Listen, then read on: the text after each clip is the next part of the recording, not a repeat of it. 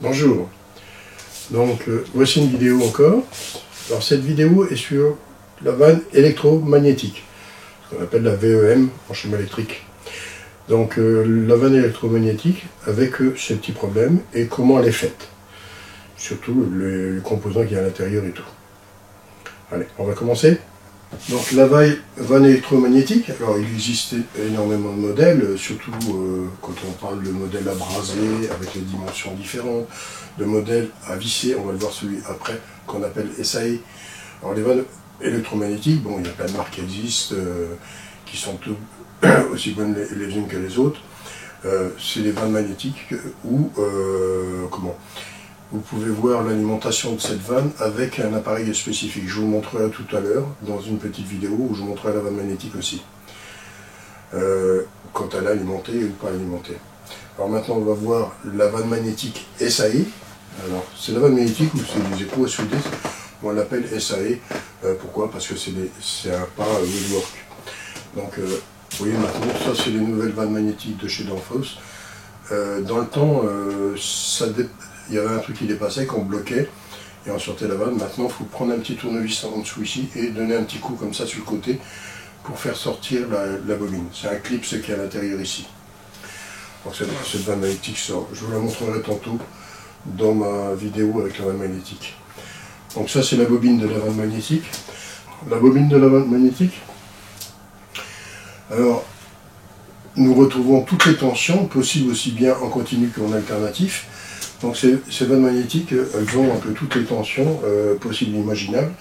Alors il faut bien regarder, surtout quand vous travaillez avec des régulateurs. Le régulateur, regardez bien la tension qui va vers la sénoïde, la bobine. Parce que il y a toutes les tensions que vous pouvez avoir sur un régulateur, donc regardez bien la tension qui arrive. Ici, c'est des bobines qui peuvent très bien, nous retrouvons toutes les tensions, donc aussi bien du continu que l'alternatif. Dans les valeurs ici. Et elles sont de toutes formes. Hein. C'est vraiment très spécifique ces vannes magnétiques. Mais vous avez la vanne magnétique comme ça, bon pour le liquide, il y en a pour le gaz, mais pour le gaz, la vapeur. Il y en a qui sont faites aussi pour les vannes magnétiques. Là, on parle de réduction de puissance et tout ça. Vous avez la vanne magnétique aussi qui sert de détendeur, donc qu'on appelle les... C'est des détendeurs avec une petite vanne magnétique, donc soit que c'est un petit moteur pas à pas, ou soit que c'est un moteur tout ou rien, qui envoie des enclenchements. Ça dépend. Donc ça, il faut voir le cours du détendeur électronique. Donc là, on revient sur la vanne magnétique liquide, c'est celle-ci qui nous intéresse pour notre dépannage. Alors, ça c'est le corps de la vanne magnétique, on a vu la bobine, là maintenant c'est le corps de la vanne. Alors le corps de la vanne, c'est tout ça compris. La cheminée, c'est cette partie qui est ici. Voilà la cheminée. Cette pièce-là est vissée avec un joint ici. Et vous avez, dans la cheminée, vous verrez, il y a une petite qui s'appelle un nœud magnétique ou une masselotte qui navigue ici dedans, avec la bobine qui vient dessus et qui va faire un champ magnétique qui va faire monter la bobine ou la descendre en étant désalimenté. Il y a un petit ressort qui est tout au-dessus. C'est un tout petit ressort, hein, faites gaffe. Parce qu'une vanne magnétique, vous devez la monter horizontale, hein, jamais verticale, parce que, enfin verticale, moi j'aime pas. Mais bon, ça arrive des fois quand on la voit verticale, mais j'aime pas tellement, j'aime mieux la voir horizontale et le cheminer vers le haut. On est sûr et certain qu'elle ne s'ouvrira pas à l'arrêt avec la pression. Tandis que les autres, c'est un peu risqué de la mettre en verticale ou de la mettre retourner sûrement pas, hein, retourner non. Parce que le poids de la masselotte est plus fort que le ressort et la vanne va rester ouverte. Le joint de la vanne pour l'étanchéité, donc ici à l'intérieur on verra qu'il y a un petit joint qui est lié avec la masselotte. On verra comment il fonctionne tout à l'heure. On revoit la bobine, donc proprement dit. On voit bien que ici c'est la terre qui est branchée et ici c'est les deux phases. Donc on aura la phase ou neutre, ça dépend comment on alimente. Ici, il n'y a pas de préférence. Par contre, pour qu'on continue, il y aura le fil de terre. Mais bien sûr, il faudra voir quel côté est le plus, côté moins. S'inscrit dessus sur le branchement électrique que vous avez. Il y a une pièce qui vient se rajouter ici, qui vient se visser pour l'étanchéité, parce que pour éviter l'humidité. Et le câble sort avec un presse-tout. On le verra tantôt aussi ça. Donc ici c'est le fonctionnement de la vanne. Alors lorsque la vanne magnétique n'est pas alimentée, le joint a le noyau magnétique qui bouche le petit trou qui fait créer un delta P. Le noyau magnétique est repoussé par un ressort pour faire revenir en position joint fermé. Alors le noyau magnétique qui est ici, il est à l'intérieur de ça, il y a un ressort qui est derrière ici. Et le joint qui est ici, vous voyez, il y a un joint vert à l'intérieur ici, lui vient boucher un joint où il y a un petit trou au-dessus. Et quand la vanne magnétique va se soulever, qu'elle va être excitée, donc ça va monter dans la cheminée, ça va libérer le passage du petit trou, le gaz va passer, va aller en dessous du joint et lui permettra de se soulever. C'est pour éviter que ça se soulève quand il ne faut pas. Et ça, c'est une facilité d'ouvrir. Disons que le joint s'ouvre très facilement comme ça. Lorsque la bobine est alimentée, le noyau magnétique est attiré vers le haut de la cheminée, comme j'expliquais, et le petit trou sur le joint laisse passer le gaz.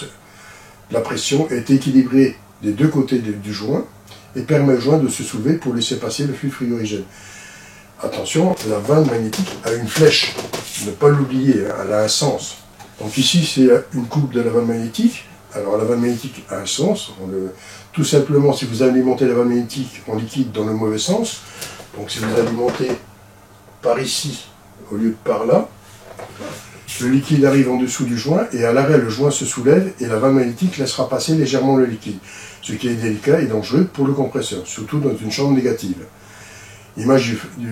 Cette image vient du formulaire du froid Rapin qui est sur internet. Je vous conseille de les acheter, le Rapin 1-2 et le froid industriel, c'est des bons livres.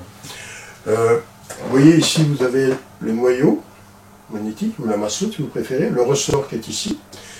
Ici vous avez le joint qui est ici.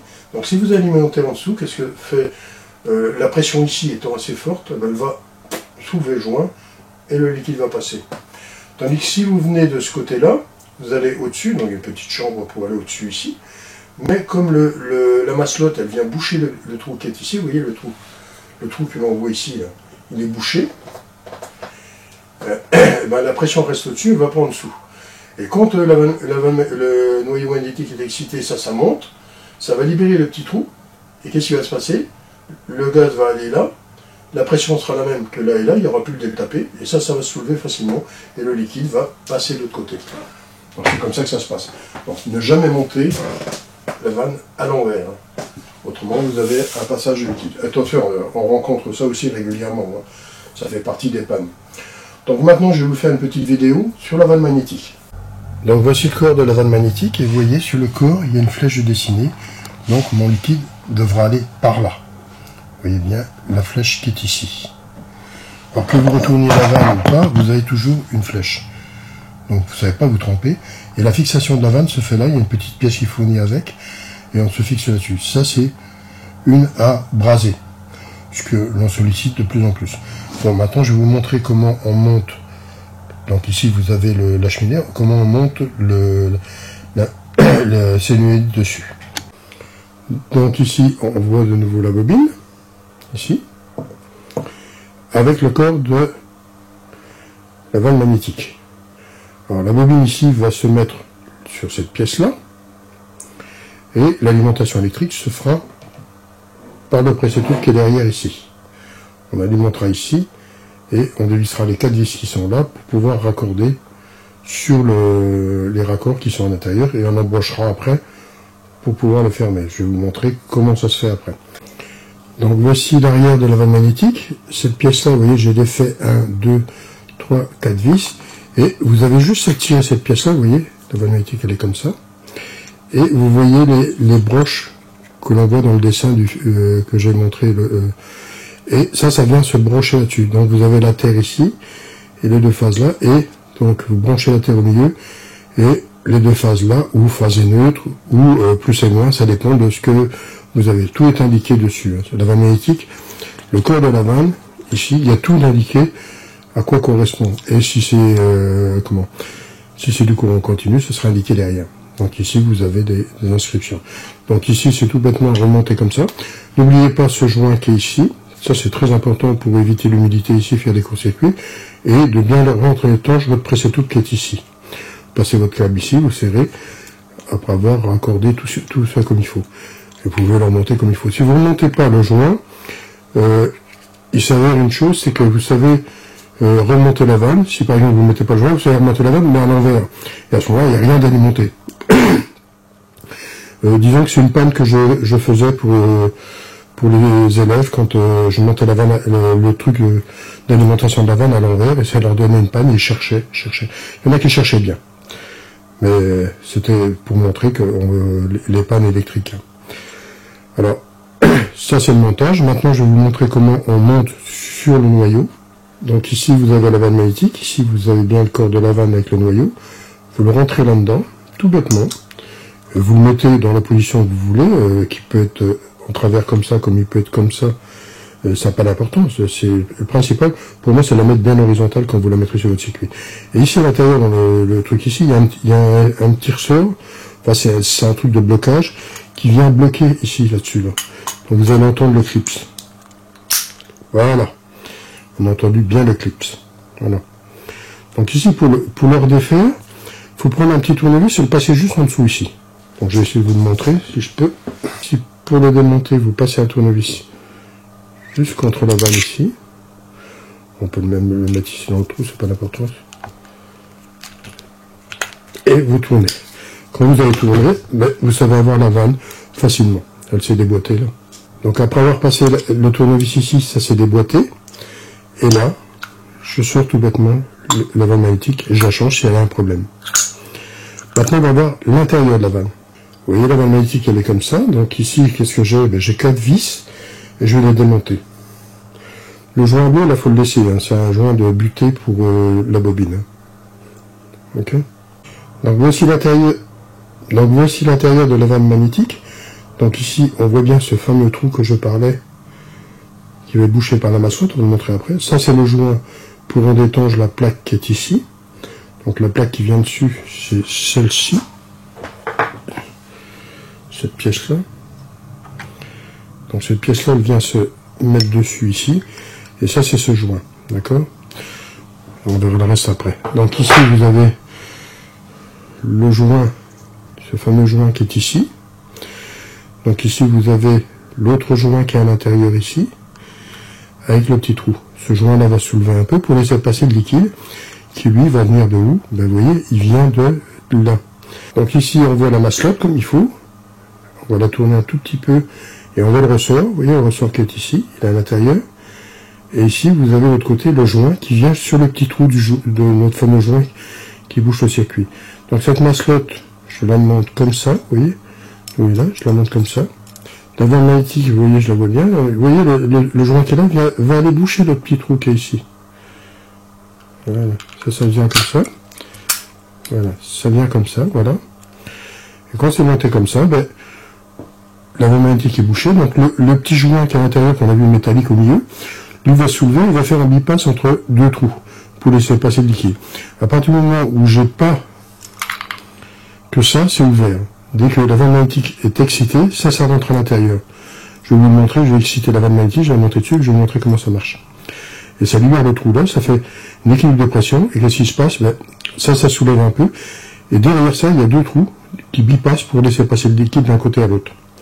Donc je vais vous le montrer aussitôt. Donc là, la vanne magnétique est alimentée. Le noyau que vous voyez ici, il est rentré. Donc je vais la désalimenter pour vous montrer. Voilà. Vous voyez, elle est sortie. Je vais le sortir plus même. Je l'alimente. Tac. Vous voyez, ça rentre. Quand je désalimente, ça ressort. Le ressort me repousse et me pousse le fameux trou que je parlais. Donc j'alimente. Alors maintenant, vous êtes sur un circuit, vous n'êtes pas sûr que votre vanne magnétique est alimentée. Bah, vous avez un petit astuce, hein, vous avez tous des GSM. Bah, faites tout simplement le chargement de la boussole. Donc voici, là ici, j'ai monté la vanne magnétique, je l'ai alimentée. Et j'ai téléchargé une boussole sur mon GSM, donc une programmation de boussole, pour voir l'orientation. Et vous voyez ce que fait la boussole? Ça bouge sans arrêt, vous voyez? Donc on sait voir qu'elle est alimentée ou pas. Quand elle va être désalimentée, on va le voir.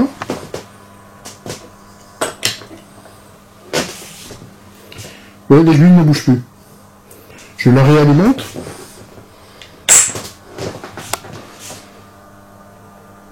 Voilà. Fait nouveau un mouvement. Donc, on n'a pas besoin de trop d'artifice pour voir si une vanne magnétique a été alimentée ou pas. On peut l'avoir avec ça, ou il existe un petit appareil d'infos que vous passez dessus, et ça tourne. Ça permet de voir que la vanne magnétique est alimentée. Ça tourne sur lui-même. Ça tourne dans le champ magnétique, vous voyez. Et c'est tout simple. Vous avez bien compris?